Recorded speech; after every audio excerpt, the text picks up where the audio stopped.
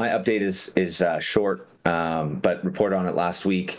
An Oakland PD officer died responding to a burglary at a cannabis facility, and now, according to KTVU News, Fox 2 out of the Bay Area, and this has been, I haven't left the Bay Area, so I can't say, but in the Bay Area, it's been big news, kind of reported on every day, and this headline reads that the mother of Oakland officer suspected killer was arrested as well. It's a very, very short article. Again, I think there's really not much more to the article. They name the individual that has been arrested. They name an accomplice who was allegedly a getaway driver. There's some enhancements that the DA. I'm still doing some research because there's a bunch of links to this very short article about various enhancements as well that the DA is going after. And this has sparked various conversations. And so it's tough. People have asked me a lot, what are your thoughts on this? And it just kind of depends on what topic we're talking about. I think, again, like we reported last week, this brings up an interesting amount of conversations based on where your optics lie. And I think it's going to be an ongoing conversation, but I wanted to report that today. The vigil was held last Thursday in Chinatown. And I'm sure there's going to be multiple developments and, again, multiple conversations coming from this, because this is top of mind for a lot of cannabis operators. It's top of mind for a lot of Oakland residents. Certainly now, obviously, top of mind for folks within the law enforcement community. That's my update today, and it's something that I'm going to be following and reporting on in the coming weeks.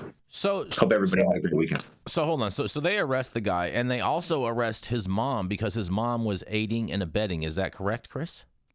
That's what it sounds like. Yeah, there's not a whole ton of details. That's basically the whole news article. It's very, very short, but yes, that's essentially what this article is discussing. Man, that's good news for everybody in Oakland. I mean, but I don't understand. They only caught one of these guys and not like all 18 of them. There was two, I think two so far that's been arrested for the murder. I think a third was arrested but not charged with murder, if I'm not mistaken. But now the mother of one of the individuals charged with murder was arrested on, I believe, Friday. Chris, can't they only charge one person with murder? No, there's like a accomplice. It's hard to say. So here's the thing about charging, right? Law enforcement charges, but then law enforcement arrests for a crime, then the DA charges, right? Yep. And what we're going to see through, and I'd love to bring up a criminal defense attorney buddy of mine out of San Diego who could speak on this. But essentially, right now what's happening probably behind closed doors is, a few different moving parts. But one would be the DA's office working with law enforcement to make sure that they got the charges the way that they want. If you overcharge or mischarge, that can lead to issues in court if you go to trial. It's hard to say as of right now if this is going to go to trial or maybe there's some sort of plea option happening. But my guess is that this is very early on in the investigation. Although it does report, according to this article, that the next court date is this month for those that have been arrested. Next court date is this month. You have something to say on this, Mandy? I think you're on mute. There you go. There you go. She's on mute. Yeah, you're on mute, Mandy. Yep. Apologize. What I was going to ask is actually a question. Did it say that his mom was aware of the situation, or I'm just curious? To my understanding, she was actively trying to hide him from law enforcement. So if you have that article, Jay, the one I'm reading from is very, very short. It just basically says that she was arrested. We can assume aiding and abetting or some sort of participation after the fact, which would lead to her arrest. But I'm sure we're going to see those details come out shortly. How much time can you actually get, Chris, for aiding and abetting, like if you're hiding a felon in your home? Yeah. That's hard to say. It's going to vary by county to county, circumstance to circumstance. Varies by county to county? Well, you know how DAs charge different things, right? Yeah. So some counties are stricter than other counties. So like anything else, it's gonna vary depending on that individual fact and circumstance based on that DA and how they're trying to charge it.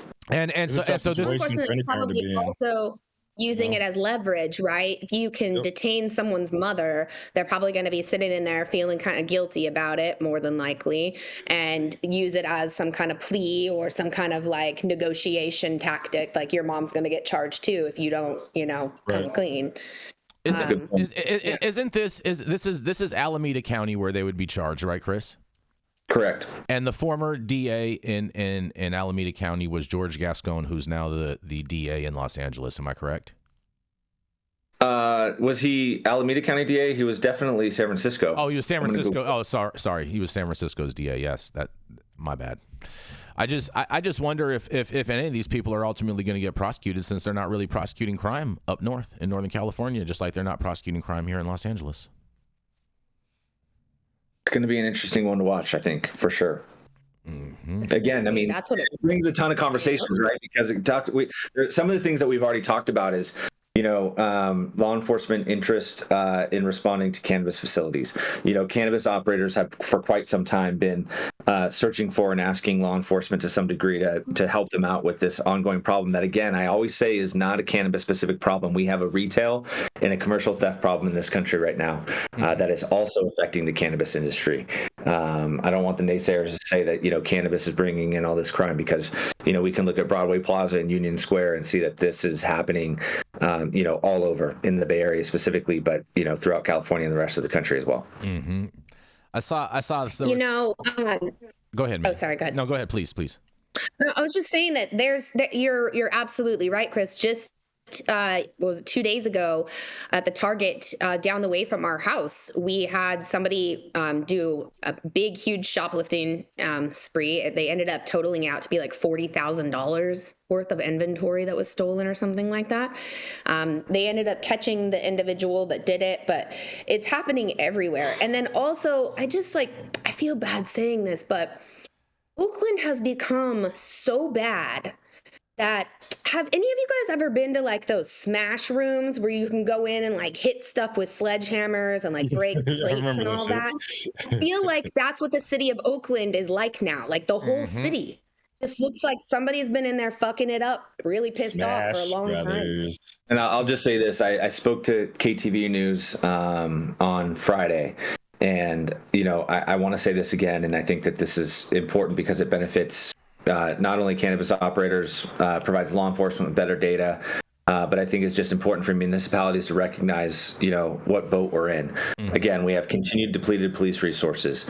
We have law enforcement agencies that can't fill academies. We have law enforcement agencies whose academies are filled with folks who are on their second and third try. We need to lean into technology to increase situational awareness for all stakeholders, so that we can help combat this problem. And we need to increase efficiencies within law enforcement. And we can't ask them to do it alone, because the answer is law enforcement is not capable. That's not a knock. That's a fact. Also, law enforcement typically does not look outside itself for its own training. And you can use me as an example.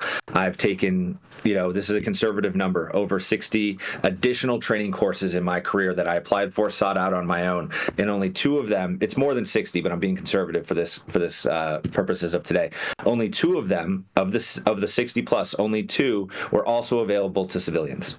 And I think that's crazy, right? I mean, how do we want to get better? If you want to get better, in my opinion, this is just my opinion, but if you want to get better, you look outside of yourself. You look at other people's optics. You listen. You seek out people who have different opinions than yourself. It doesn't necessarily mean that you have to change your opinion, but I think it's a way to educate yourself and just sort of get better.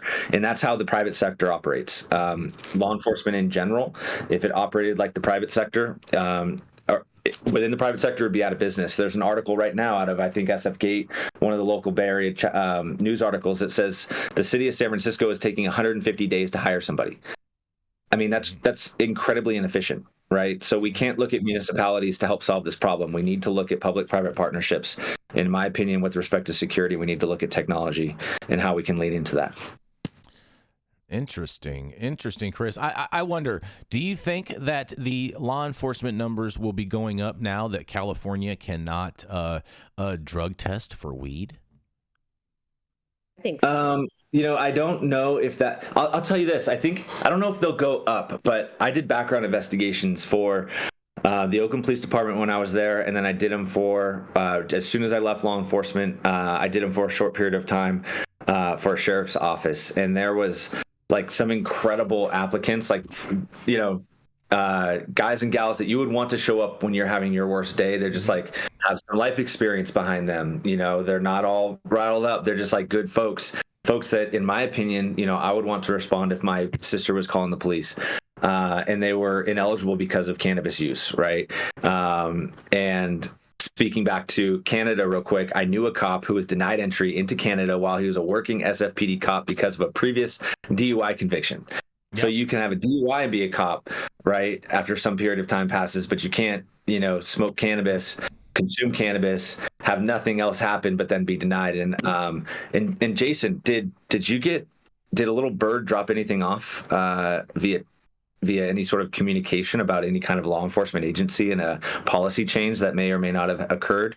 Did you get wind of anything last week? Yeah. We talked about that, about San Francisco Sheriff's Department sending out a letter to everyone, letting them know that they are no longer going to be drug tested for cannabis. Yeah, I got that. It kind of fell out of the sky. Yeah, it was wild. It dropped. Just boop, boop. Yep, just like that. You heard that too? Yes. Yep. We talked about it. We talked about it when the following day, and yeah. Oh, sorry, I missed that. And so I wonder if this is gonna if there's gonna be more departments doing this, and I wonder if more people should be filing FOIA requests in regards with their local police departments and sheriff departments to see if they have released this type of language.